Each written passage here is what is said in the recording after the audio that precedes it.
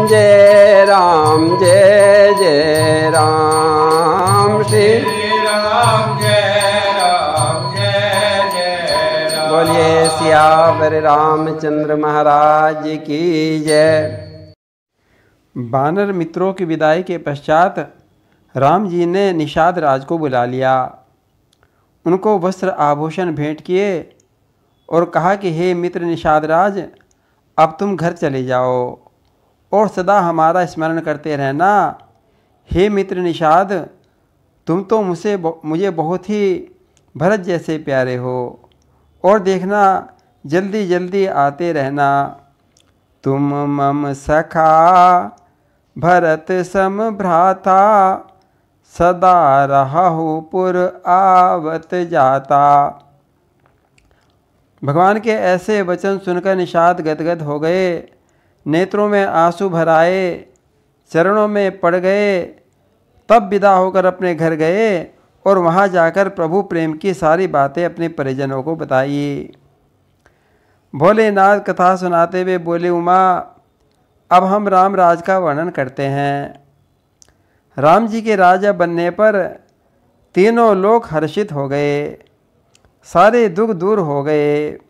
राम राज बैठे त्रैलोका, हर्षित भये गए सब शोका। कोई किसी से बैर नहीं करता। राम जी के प्रताप से सब में संभाव आ गया। सब लोग अपने अपने वर्णाश्रम धर्म पर चलते हैं। राम जी की प्रजा में दैहिक, दैविक और भौतिक तीनों प्रकार के ताप किसी को नहीं व्यापते। सब लोग प्रेम से रहते हैं, वेदों में बताए हुए धर्म पर चलते हैं। दैहिक, दैविक, भौतिक तापा, राम राज नहीं काहू ही व्यापा। सब नर करहीं परस्पर प्रीति, चलहीं स्वधर्म निरत श्रुत नीति। राम राज में किसी की अकाल मृत्यु नहीं होती, सब स्वस्थ रहते हैं। ना कोई दरिद्र है ना दुखी है, सब सुलक्षणों से युक्त गुणी और सुखी लोग हैं। राम जी सप्तद्वीपमयी पृथ्वी के राजा हैं। राम राज में सब पुरुष एक स्त्री एक पत्नी व्रत को धारण किए हुए हैं। स्त्रियां भी मन वचन कर्म से पति का हित करती रहती हैं। राम जी के राज में प्रकृति भी सदा अनुकूल रहती है। वन में फल फूलों से पेड़ लदे रहते हैं। शेर हाथी अपना वैर छोड़कर प्रेम से रहते हैं। शीतल मंद सुगंध शमीर बहता रहता है। गिरी कंदराओं में मणि माणिक्य प्रकट हो गए। सरिताओं में अमृत के समान जल बहता रहता है। चंद्रमा अपनी किरणों से अमृतमयी अन्न उपजाते हैं। मेघ पर्याप्त जल की आपूर्ति करते हैं। भगवान राम ने अगणित अश्वमेध यज्ञ किए और ब्राह्मणों को अनेक दान दिए। श्री सीता जी सदा पति के अनुकूल रहती हैं। यद्यपि महल में अनेकों सेवक और सेविकाएं हैं, किंतु सीता जी तो अपने स्वामी की सेवा स्वयं अपने कर कमलों से करती हैं। कौशल्या आदि सासू माताओं की सेवा करती हैं और सब भाई राम जी के अनुकूल रहकर उनकी सेवा में लगे रहते हैं। राम जी भी अपने भाइयों से बड़ा प्रेम करते हैं और उन्हें नीति की शिक्षा देते रहते हैं। सीता जी के 2 सुंदर पुत्र लव और कुश हुए, उनकी कथा वेदों में गाई गई। 2 सुत सुंदर सीता जाए, लव कुश वेद पुराणन गाए। इसी प्रकार सब भाइयों के 2 पुत्र हुए। सभी पुत्र बड़े ही सुंदर और सुशील थे। भगवान भोलेनाथ बोले, उमा जी, अब हम राम जी की दिनचर्या का वर्णन करते हैं। राम जी प्रातःकाल सरजू स्नान करके ब्राह्मणों और सज्जनों के साथ सभा में बैठते हैं।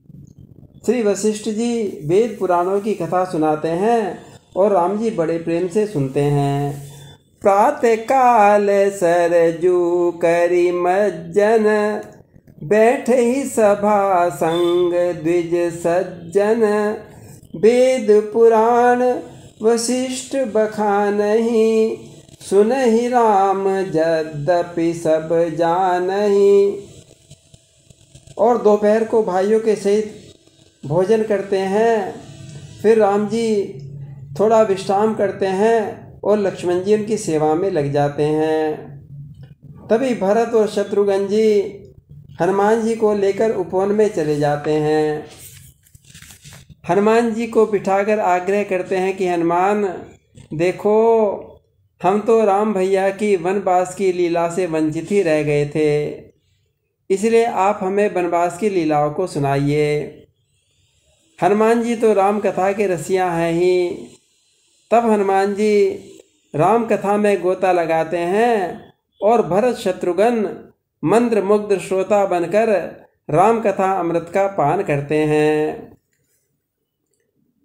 भरत शत्रुघ्न दोनों भाई, सहित पवन सुत उपवन जाई। बूझहि बैठे राम गुण गाहा, कह हनुमान सुमति अवगाहा। राम जी के गुण समूह सुनकर भरत शत्रुघ्न जी बड़ा ही सुख पाते हैं, किंतु तृप्ति नहीं होती। सजल नेत्रों से हनुमान जी से विनती करते हैं कि हनुमान जी और सुनाओ और सुनाओ, और बार बार प्रभु की सुधा से भी मीठी कथा सुनते हैं। अयोध्या के तो घर घर में रामचरित्रों की कथा होती रहती है। नारद जी, सनकादि आदि बड़े बड़े ऋषि मुनि राम जी का दर्शन करने के लिए प्रतिदिन अयोध्या आते हैं और अयोध्या जी के सौंदर्य और वैभव को देखकर चकित रह जाते हैं। स्वर्ण महल, मणिमय अट्टालिकाएं को देख देखकर अपना वैराग्य भूल जाते हैं। महलों में मणियों के दीप शोभित होते हैं, मूंगे की देहलियां हैं, मणिमय खंबे हैं, सोने से मणि नीलमणि की दीवारें, स्फटिक मणि के आंगन, हीरो जवाहरात से मंडित दरवाजे शोभा पाते हैं। मणियों की दीवारों पर जब पक्षी अपना प्रतिबिंब निहारते हैं तो खुश होकर नाचने लगते हैं। घरों में बच्चे तोता मैना को पढ़ाते हैं और उन्हें राम नाम का पाठ सिखाते हैं। सुख सारिका पढ़ावहि बालक, कहु राम रघुपति जन पालक। भगवान शंकर बोले, उमा जी अब हम जरा बाजार में घूमते हैं। बड़े ही सुंदर सुंदर बाजार हैं। बजाज, सर्राफ और बनिए ऐसे जान पड़ते हैं मानो कुबेर ही बैठे हुए हों। और मज़े की बात तो यहाँ यह है कि वहाँ सब वस्तुएं बिना मूल्य के फ्री ही मिलती हैं। ऐसे है हमारा रामराज। एही विधि नगर नारी नर, करहि राम गुण गान।